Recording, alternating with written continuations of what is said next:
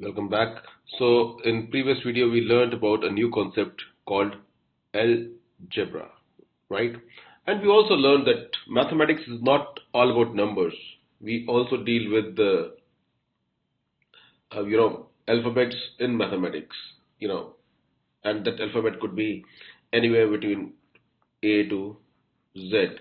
But more often than not, we use X as X alphabet, in algebra. Uh, Maybe the second most used is Y, Z, and then pretty much any character between A to Z we can use it. Okay, so that's one part of it. Now, we also discussed that what these X, Y, Z or A, B, C means. They means a term called variable. Now, in this video we'll discuss a little bit more about variable. So what we'll do is that first we'll take the same example we took in the previous video.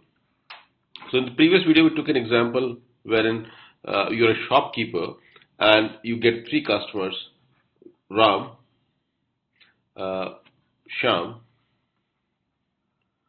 and Govind. Okay, now you are selling pens. What are you selling? You're selling pens, and each pen. Okay, so let's make a proper table. Okay, so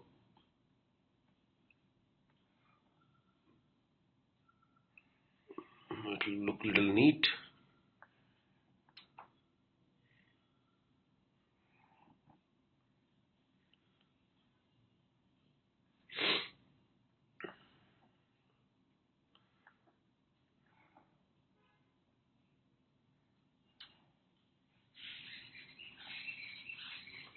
Cool. So this is, let's say, then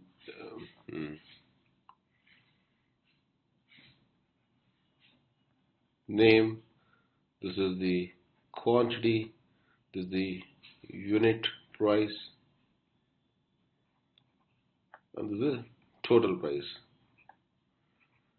Now, so let's say, there is first customer who is, say, Ram. Ram wants to buy 10 pens, each pen costing rupees 5.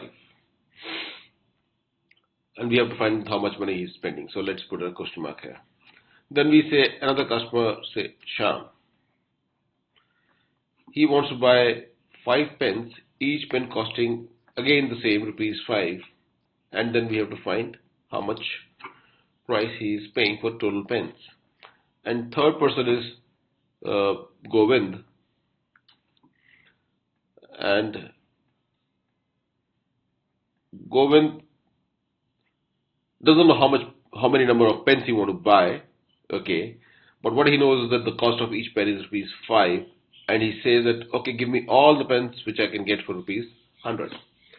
Now what you will realize is that here this unit price of pen, this is same, right? This is not changing. What is changing is the total price and the quantity each time you are buying. So these are the two things which are changing. So in plain English we can say is that unit cost of each pen is constant. It remains the same. It's not changing. And quantity bought each time. Quantity bought each time is variable because it's varying each time. It's not the same. So Ram is buying 10 pens, Sham is buying 5 pens, Govind is buying maybe 20 pens. So each time the quantity is varying. So anything which is varies all the time is called variable. So so the equation which we can form for total price would be what? Will be total price. Total price is equal to what? Is equal to unit price into quantity, right? Now, what we know that unit price each time is same. Unit price is 5, and we assumed quantity in the last example as X and total price as Y, right? Now, this is the expression which actually denotes this entire example. So this entire example can be expressed as y equal to 5x. Now here two things we are going to learn, two new terms we are going to learn, or two new definitions we are going to learn. One is that what is variable, and second thing which I used was the word expression.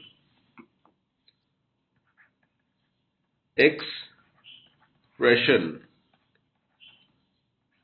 So these are the two new terms which we are going to learn in this video. Of course, we'll learn a couple of more terms. In fact, we'll learn the meaning of the term in this video. Okay. So anything or any quantity or anything where quantity or value changes is called variable. So that's why when we say x plus 4 is equal to y. Okay. Now the value of y will always change depending on the value of x, right? So x can change, y can change, but 4 will never change, right? So 4 is constant when x and y are variables. Now since it can actually assume any value, hence we write in the form of an alphabet. I mean, we could have used anything else also, but alphabets are pretty much more convenient than anything else, be it shape or be it some other character. The second thing is, we actually can apply any arithmetic operator on these alphabets or these variables. So we know that we have operator of addition, we have operator of subtraction, or we have operator for multiplication and division, right? All these operators we can apply on when we are dealing with these alphabets or these variables. Now this actually gives rise to one more question if it comes across to your mind. The challenge is when we are using this multiplication sign, it's pretty much like x, right? Quite similar to x. So I write x like this, and someone may write x like this. But what if in case he has to write a multiplication sign also? Each way you write x, it always can confuse it with this multiplication sign, because multiplication sign is actually an x. So what we use is that to solve this confusion, we actually use three replacements for this multiplication sign. So the first and foremost is that we do not use anything. So when we say 5 into x, then we can simply write it as 5x. Not just that it solves the confusion of multiplication sign, but also makes the equation looks much cleaner, much better, because in when I'm going to explain you the next definition or next topic within this video, you will understand that why it is always more convenient to write 5x instead of 5 into x. So one is that it solves the problem of multiplication sign and x. Second thing is that it's a little more convenient. Second thing which quite often we use is we replace this multiplication sign as dot. Now, we of course use it a little bit, but not as often as not writing anything between, the constant value and the variable part of which when these two are getting multiplied. Okay, but yes, of course, we use dot quite often. Okay, but again, do not confuse it with decimal because it's not decimal. Decimal is like, when you put the point in the middle, in the extreme low part of the two numbers. But here it is somewhere in the middle. Third, we just use bracket 5x.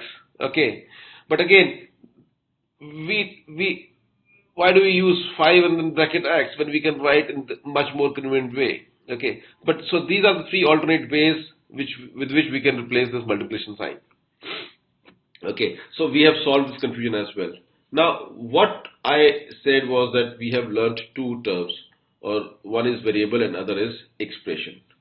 So let's understand what is the term, what is the meaning of this term expression. Expression. Okay.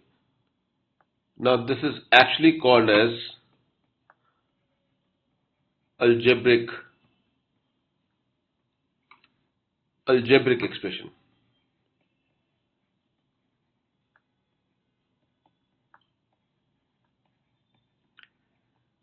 Whether you call it an expression or an algebraic expression, it means the same. But what's the meaning of it? Okay. When we make a statement by joining two or more quantities,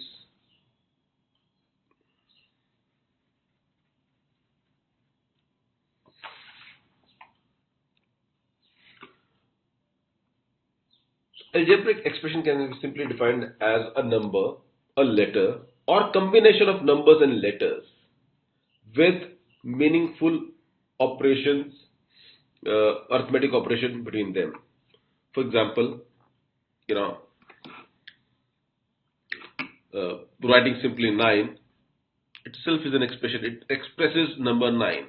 Okay. Then you say x. It's a variable. X can assume any value. So in itself, it expresses something. Then we say, x plus 9. Again, this is an algebraic expression because it means there is some quantity, variable quantity x, in which we are adding 9. So it is expressing something. So all these are the absolutely correct examples of expression because they are making some or the other meaningful statement. Okay, so this is what the meaning of algebraic expression is. Then we actually used in the previous example something called y is equal to 5x, wherein y was the total price, 5 was the unit price, and x was the quantity bought each time. We are talking about the buying and selling of pens. Now understand, we said a number or letter is an expression. Then we said that the combination of numbers and letters is also an expression. Okay, so here y is an expression in itself. 5 dot x or 5 into x is also an expression. So when we compare two expressions on each side of this sign, each side of this sign. This is what sign? This is sign of equal. Then it makes a, then it is called an equation.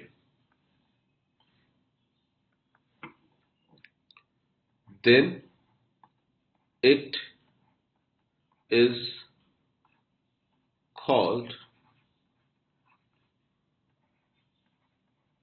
equation.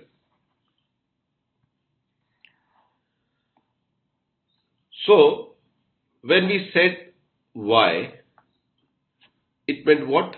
It meant expression or algebraic expression. When we said 5x, then it meant it's an algebraic expression.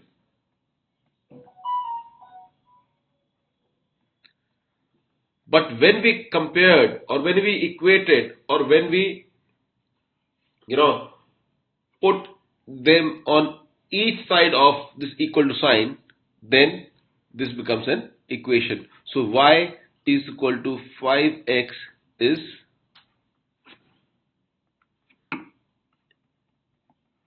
equation.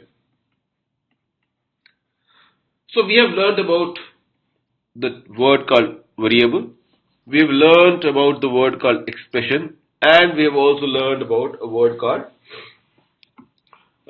expression and equation. Okay, so we have learned three words now.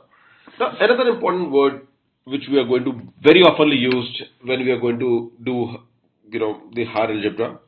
Now we are not the hard algebra, but when we are going to do algebra per se, is this new term called terms. Terms.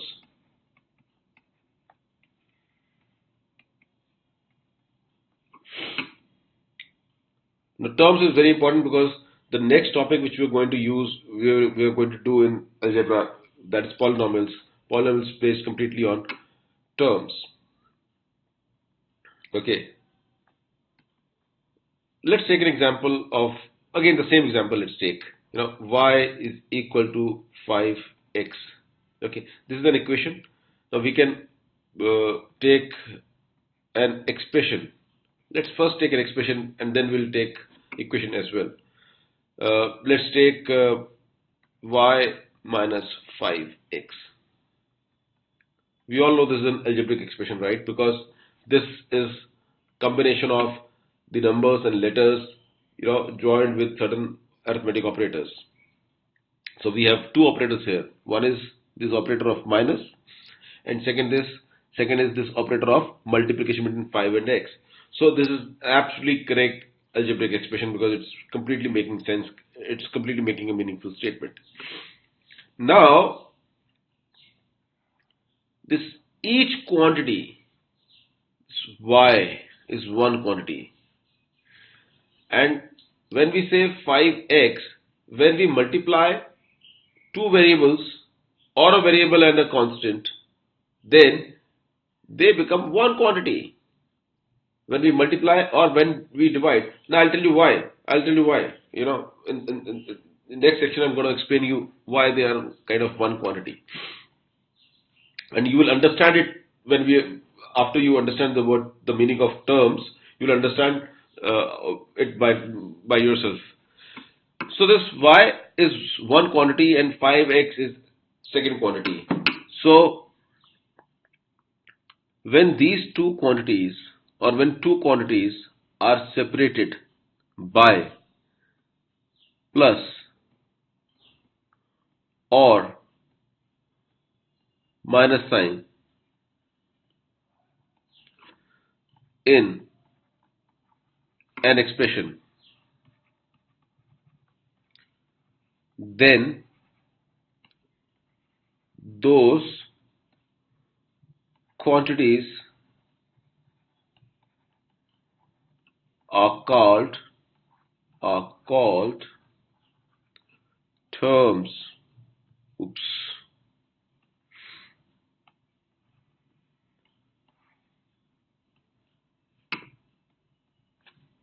terms terms of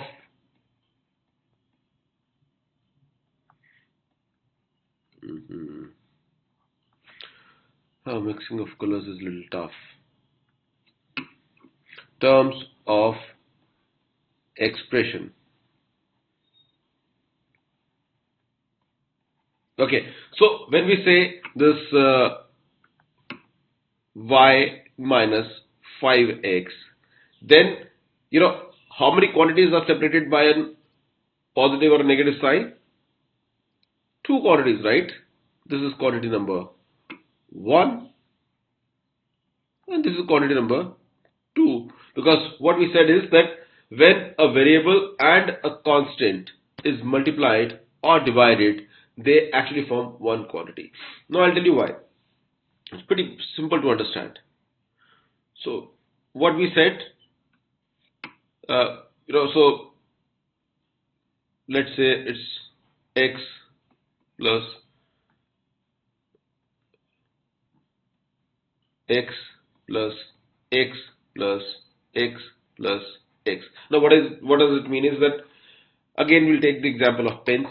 So suppose there are 5 customers. So there are 5 customers. Each customer is buying pens for rupees 100. Now we don't know how many pens they are buying, right?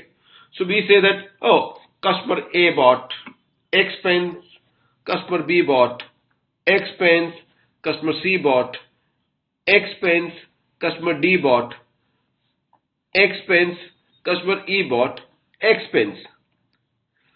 So each X denotes the number of pens each customer bought. So how many pens the total were bought? It is X plus X plus X plus X plus X.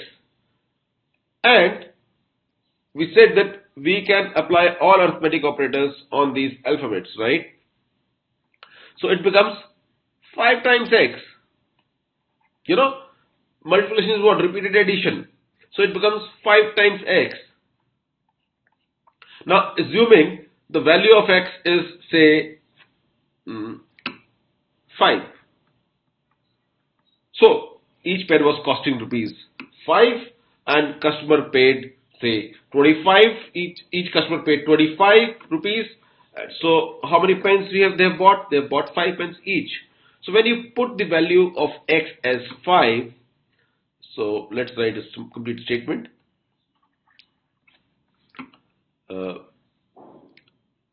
Let value of X is 5. Then what happens is that each term, this entire equation becomes 5 plus 5 plus 5 plus 5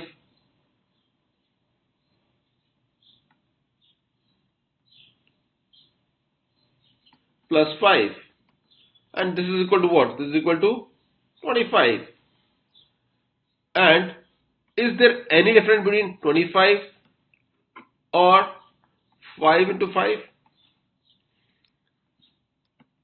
Is there any difference between 25 or 5 into 5? Absolutely not.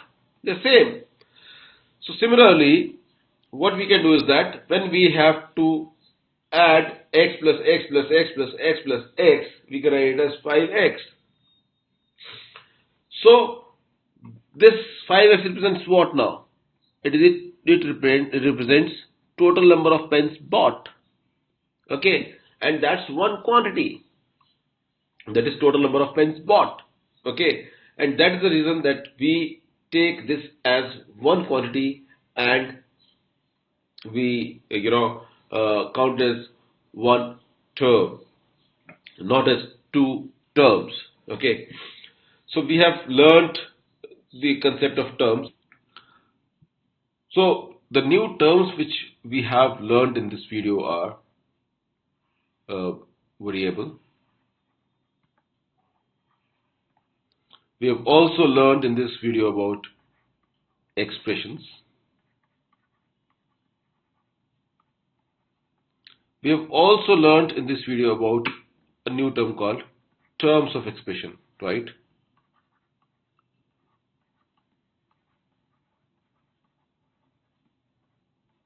Okay, so we'll end this video here, and in subsequent video we are again going to do few fundamental concepts about algebra, and then perhaps we're going to move to some harder part of it or trickier part of it. Till then, thanks a lot.